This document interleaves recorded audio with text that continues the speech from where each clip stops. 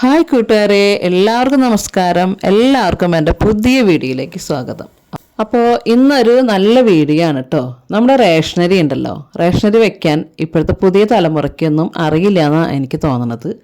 ഈ അരി അടുപ്പത്തിട്ട് കഴിയുമ്പോഴത്തേക്കും അത് നല്ലൊരു പായസ പരുവായിട്ടായിരിക്കും എല്ലാ കുട്ടികളും ഇറക്കി വെക്കുന്നത്.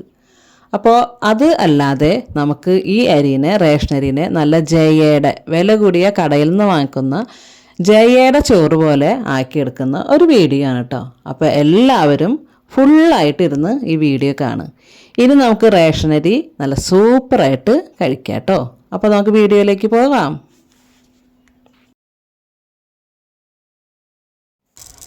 അപ്പോൾ നമ്മുടെ വെള്ളരി നമുക്ക് വെക്കാൻ തുടങ്ങാം അല്ലേ. അപ്പോൾ ഞങ്ങൾക്ക് ഇവിടെ കുറച്ച് അരി മതി കേട്ടോ. ഞാനിവിടെ എടുത്തിട്ടുള്ളത് ഒരു 1.5 ഗ്ലാസ് അരിയാണ്.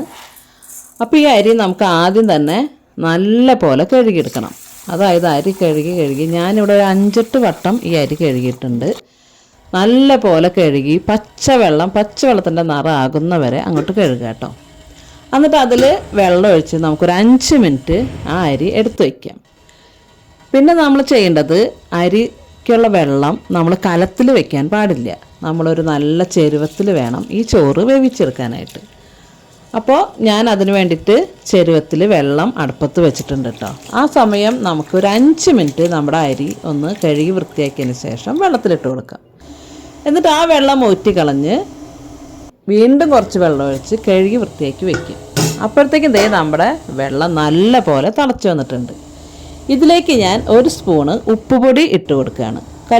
കല്ലുപ്പാണെങ്കിൽ അത് ഇടാം കേട്ടോ, എൻ്റെ അടുത്തില്ല. പിന്നെ ചെയ്യണത് 1 സ്പൂണ് വെളിച്ചെണ്ണയും കൂടെ ഞാനിതിലേക്ക് ഒഴിച്ചു കൊടുക്കുകയാണ്. ഇത് രണ്ടും കൂടിയും ഇട്ടതിന് ശേഷം നല്ല പോലെ വെള്ളം തിളച്ച് വരുമ്പോൾ നമുക്ക് ഈ അരി അതിലേക്ക് ചേർത്ത് കൊടുക്കാം. അരി ഇട്ട് കൊടുത്തതിന് ശേഷം നമുക്ക് നല്ലൊരു ചട്ടക എടുക്കുക. എന്നിട്ട് നല്ല പോലെ ഇളക്കി കൊടുക്കുക.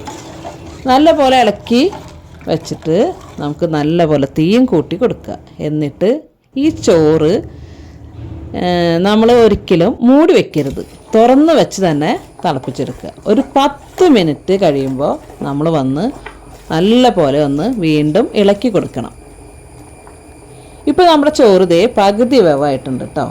ഇനി നമുക്കൊരു 10 മിനിറ്റ് കൂടിയും തിളപ്പിച്ചെടുക്കാം. ഇപ്പോൾ നമ്മുടെ ചോറ് ഒരു 10 മിനിറ്റ് കഴിഞ്ഞു.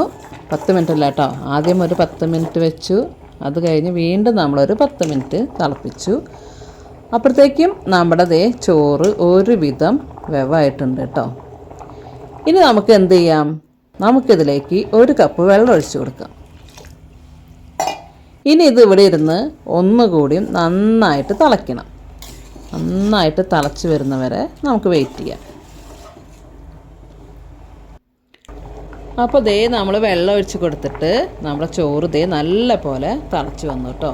ഇനി നമുക്ക് സ്റ്റവ് ഓഫ് ചെയ്ത് കൊടുക്കാം. സ്റ്റവ് ഓഫ് ചെയ്ത് കൊടുത്തിട്ട് നമുക്ക് 1 കപ്പ് കൂടെ വെള്ളം ഇതിലേക്ക് ഒഴിച്ചു കൊടുക്കാം. ഇനി നമുക്ക് വേണ്ടത് ഒരു അരിപ്പ കയ്യിലെടുക്കുക. നല്ല പോലെ ചോറ് ഇളക്കി കൊടുക്കുക. നല്ല പോലെ ഇളക്കി കൊടുക്കുക. എന്നിട്ട് നമ്മൾ ഈ ചോറ് ഒരു അരിപ്പ കൊട്ടയിലേക്ക് ഊറ്റി വയ്ക്കുകയാണ് കേട്ടോ ചെയ്യണത്. അപ്പോൾ നമുക്കിനി ചോറ് ഊറ്റി വയ്ക്കാം.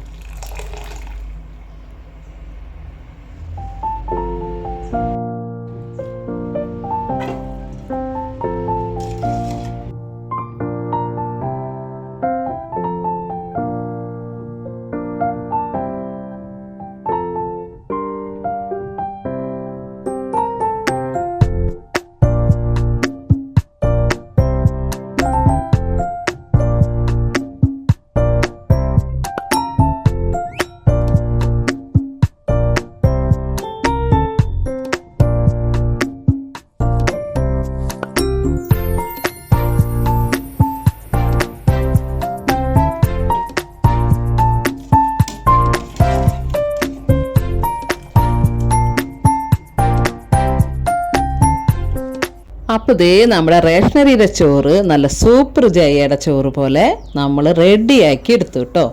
എല്ലാ ചോറും നമ്മൾ ഊറ്റി വെച്ചു. ഇനി നമ്മൾ ഈ ചോറ് ഫുള്ളായിട്ട് അടച്ചു വെക്കാൻ പാടില്ല കേട്ടോ. കുറച്ച് തുറന്ന് വെക്കണം. കുറച്ച് തുറന്ന് ഒരു 10 മിനിറ്റ് കഴിഞ്ഞതിന് ശേഷം നമുക്ക് നന്നായിട്ട് അടച്ചു വയ്ക്കാം.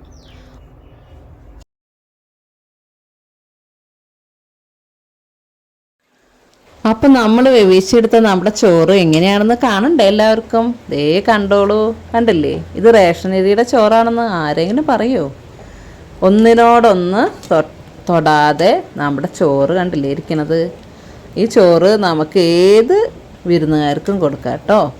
അടിപൊളി ചോറാണ്. ഈ ചോറിന് റേഷൻ അരിയുടേതായി ഒരു മണവും ഇല്ല കേട്ടോ. അപ്പോൾ എല്ലാവരും ഇതുപോലെ തന്നെ ഇനി ഒന്ന് ഉണ്ടാക്കി നോക്കണം. എനിക്ക് കമൻറ്റും തരണം കേട്ടോ.